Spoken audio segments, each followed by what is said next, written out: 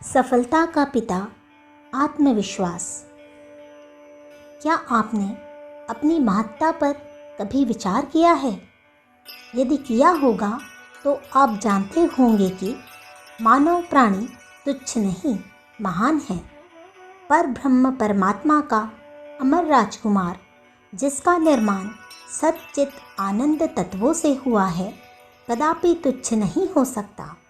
संसार के महान पुरुषों का इतिहास पढ़ो, तुम देखोगे कि उनका आरंभिक जीवन सर्वथा असहाय, असुविधापूर्ण और अंधकारमय था, तो भी उन्होंने महानतम कार्यों का संपादन कर डाला।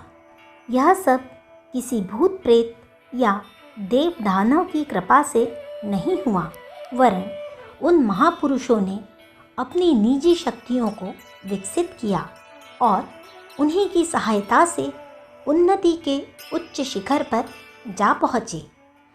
जीव तत्वतः ईश्वर का ही पुत्र है। उसमें अपने पिता की संपूर्ण योग्यताएं बीज रूप में समाई हुई हैं। यदि वह अपनी शक्तियों को जाने, उन पर विश्वास करे और दृढ़ता के साथ प्रयोग करे तो निसंदेह ऐसे ऐसे काम कर सकता है जिन्हें देखकर अचंभा करना पड़ता है। पागल और अपाहिजों को छोड़कर शेष सभी मनुष्य में करीब करीब एक सी योग्यताएं होती है। करीब करीब शब्द का प्रयोग हम इसलिए कर रहे हैं कि जो असाधारण अंतर दिखाई पड़ता है वह वास्तविक नहीं है। एक ऐसा व्यक्ति जिसकी योग्यताएं आरंभ में बहुत थोड़ी दिखाई पड़ती है, अभ्यास और लगन के द्वारा अपनी शक्तियों और योग्यताओं को कुछ ही समय में अनेक गुनी उन्नत कर सकता है। पूर्व समय में जो लोग असाधारण शक्तियों और योग्यताओं से संपन्न हुए हैं एवं जो वर्तमान समय के प्रतिभाशाली महापुरुष हैं, उन्हें यह शक्तियाँ कहीं बाहर से दान स्वरूप प्राप्त नहीं हुई है। उन्होंने अपने प्रयत्न से अपने ही भीतर से उनका उत्पादन किया है।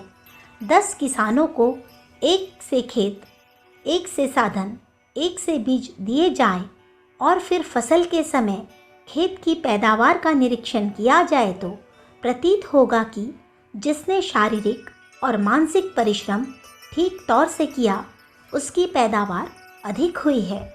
जिसने आलस्य और मूर्खता को अपनाया, वह घाटे में रहा। इसमें बीज या खेत को दोष नहीं दिया जा सकता। परमात्मा ने अनंत परिश्रम के साथ मानव शरीर की रचना की है। यह उसकी सर्वोत्कृष्ट कृति है। अपनी अकर्मण्यता का दोष परमात्मा पर लगाना बहुत ही अनुचित बात है।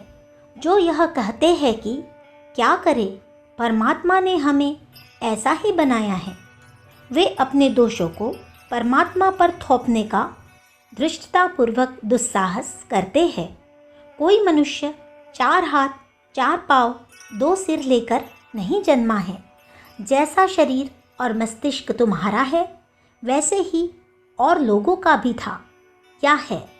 फिर कोई कारण नहीं कि जैसे महत्वपूर्ण कार्य पूर्व पुरुष कर चुके हैं या वर्तमान समय में कोई व्यक्ति कर रहे हैं, वह तुम नहीं कर सको। मनुष्य शक्तियों का पुंज है। उसके रोम रोम में अद्भुत शक्तियाँ हिलोरे ले रही है। कुबेर का खजाना उसके पास जमा है, किंतु अज्ञान के कारण वह उसे न जानता है, न अनुभव करता है और न काम में लाता है। कहते हैं कि एक सिंह का बच्चा भेड़ों के झुंड में पाला गया। जब वह बड़ा हुआ तो वह भी घास खाने लगा और भेड़ों की तरह मिमियाने लगा। बहुत दिनों बाद जब उसकी किसी सिंह से भेंट हुई तो उसने उसे समझाया कि तू वन का राजा सिंह है। तब वह बच्चा अपने असली स्वरूप को समझकर वनराज की तरह रहने लगा। हम लोग ऐसे ही सिंह शावक हैं जो घास खाते हैं और मियाँ कर बोलते हैं।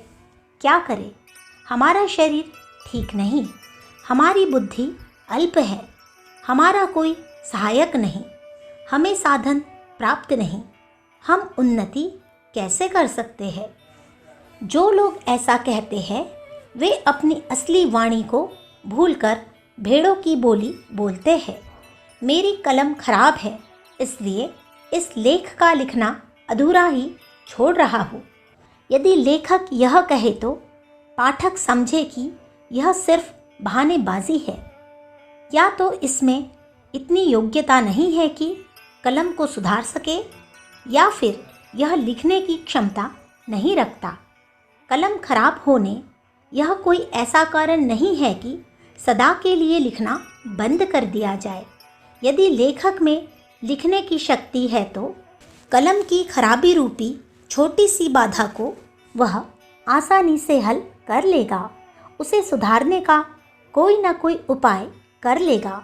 साधनों का अभाव होने की शिकायत कुछ अधिक महत्व नहीं रखती, क्योंकि जिसके अंदर कार्यकारिणी शक्ति है वह साधनों को भी सुधार लेगा या पैदा कर लेगा। जो अपने को असहाय या अशक्त समझता है, असल में वह साधनों और सुविधाओं की तो झूठ मूठ शिकायत करता है। वास्तविक कमी उसमें आत्मविश्वास की है। जो अपना महत्व समझता है, अपनी छिपी हुई अनेक शक्तियों का ज्ञान रखता है, जिसे अपने आत्मिक बल पर भरोसा है, वह क्यों शिकायत करेगा?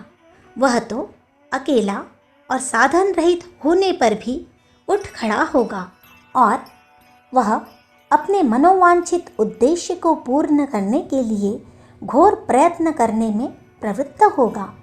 जो अपनी सहायता आप करता है, ईश्वर भी उसी की सहायता करता है।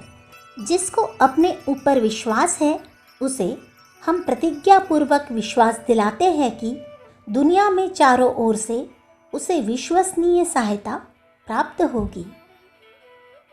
अखंड ज्योति, अगस्त सन 1944, पृष्ठ संख्या 9-10। विचार क्रांति दूत YouTube चैनल को सब्सक्राइब करें एवं अगले वीडियोस प्राप्त करने के लिए बेल आइकन दबाएं। धन्यवाद।